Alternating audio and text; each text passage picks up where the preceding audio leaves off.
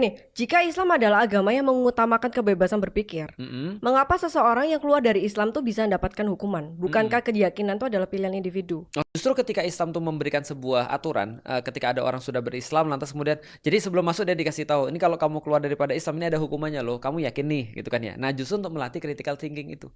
Karena begitu kemudian dia masuk Islam, harusnya critical thinking-nya itu sudah terpuaskan. Nah, justru ketika dia keluar lagi daripada Islam, itu bukan critical thinking menurutku, karena justru basicnya harusnya bukan pemikiran sebenarnya.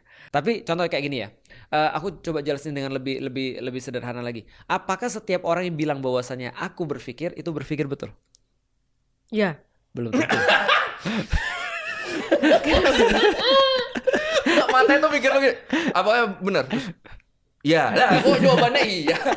Kayak di hipnotis. Lu ngomong berpikir aja lu ternyata nggak berpikir kadang. Ayo. Betul. Nah, jadi gini, contoh-contoh kayak gini ya. Aku banyak ketemu ada orang Muslim, aku tanya kenapa lu nggak sholat? Dia bilang gua ateis, gua nggak sholat. Aku bilang sebentar. Ada dua jenis nih orang nggak sholat nih. Pertama benar-benar dia berpikir sampai dia dapat bahwasanya Islam itu adalah sesuatu yang buruk gitu misalnya, dan atau sesuatu yang salah atau Al-Quran tuh benar-benar sesuatu yang tidak layak dijadikan standar untuk misalnya kehidupan sehingga sholat tuh nggak penting. Atau yang kedua dia cuma purely malas aja sih sebenarnya. Ya kan.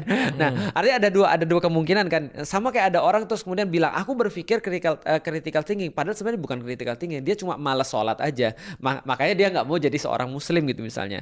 Nah, maka yang memastikan tadi ada orangnya tuh memastikan. Karena kalau aku lihat justru kalau ada orang sudah masuk Islam karena berpikir lantas kemudian dia mau keluar daripada Islam, berarti ini ada masalah dong.